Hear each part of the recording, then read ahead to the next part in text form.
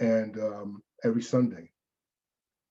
So that's where I got exposed to all the chants and the bata and the dancing and all of that beautiful stuff. Uh, a couple of the babas who used to preside at those bembes, I think, moved down to the village in South Carolina.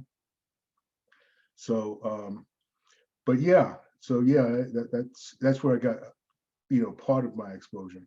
And then in Brooklyn, there was some friends of mine who lived in the building that my father had moved to the Crown Heights section. And there was a couple of friends in that building, one of whom is now living on the West Coast and is doing all sorts of percussion.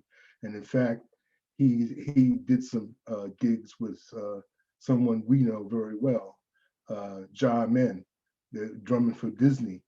His name is Michael Smith. See, everything, is like a huge circle. We would, jam together. Another friend of mine, his older brother played piano, and we used to have jam sessions there. And then I was playing for dance workshops. There was one dance workshop called Hodari's Dance Company, and I got, some, training there. So, it came from a lot of different sources. I guess the one of my toughest and most instructive schools was every Sunday they would have jam sessions in Central Park over by the 72nd Street fountain. I used to troop up there with my drum on my back, and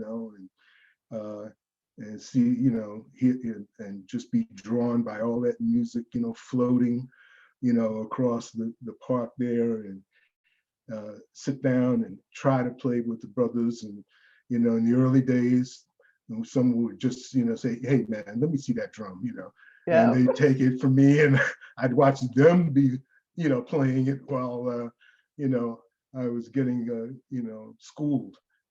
But and I did a lot of listening. I did, Afro Roots with Mongo Santa Maria was, sort of like, you know, the encyclopedia for me, and we had Olatunji, drums of passion, in my house. So I was able to hear that fantastic album from a very young age. So